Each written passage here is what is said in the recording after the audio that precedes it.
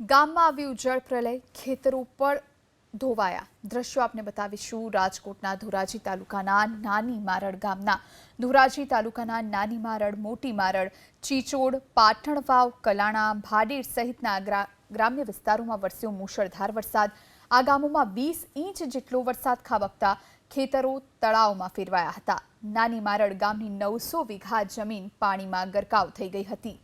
ગામના સરપંચ નથુભા જાડેજા અનુસાર વરસાદે ગામના ખેતરોમાં તારાજી સર્જી છે. કપાસ અને મગફળીનો પાક વરસાદી પાણીમાં ગરકાવ થઈ ગયો છે, જેને લઈ ખેડૂતોને ભારે નુકસાન થયું. એટલું જ નહીં, ભારે વરસાદથી પશુઓનો ઘાસચારો પણ પલળી જતા પશુપાલકો મુશ્કેલીમાં મુકાયા. નાની મારડ ગામના ખેડૂતોની માંગ છે કે પ્રશાસન ગામમાં તુરંત નુકસાનીનો સર્વે કરી વળતર ચૂકવે.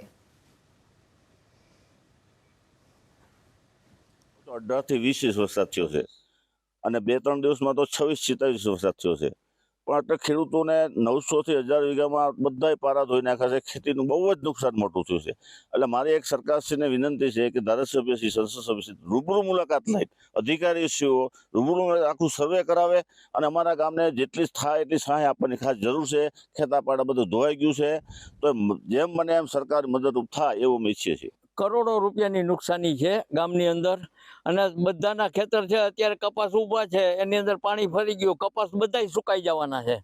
એક પણ છોડવો કપાસનો રહેશે નહીં.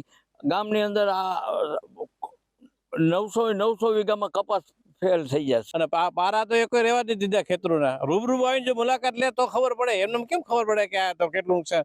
આમ અમારે જે ખેતરો અંદર વચારે છે એ તો ટાશ દેખાડી દે છે. પારા નામે ક્યાંય નથી રહ્યું અને બધા ખેતર બેટમાં ફેરવાઈ ગયા હતા. અને પ્રાંત અધિકારી આમ રોડ ઉપર જ જોઈને આવી ગયા હતા અને કોઈ ઉભા નથી રહ્યા અહીંયા. એમ આખા સીમમાં પારા બાંધ્યા હતા, એ પારા તો નવા તો હાવ સાફ થઈ ગયા, કાંઈ નામ નિશાન નથી. અને 50% 60% તો ગામમાં ઘરમાં પાણી કરી ગયા છે.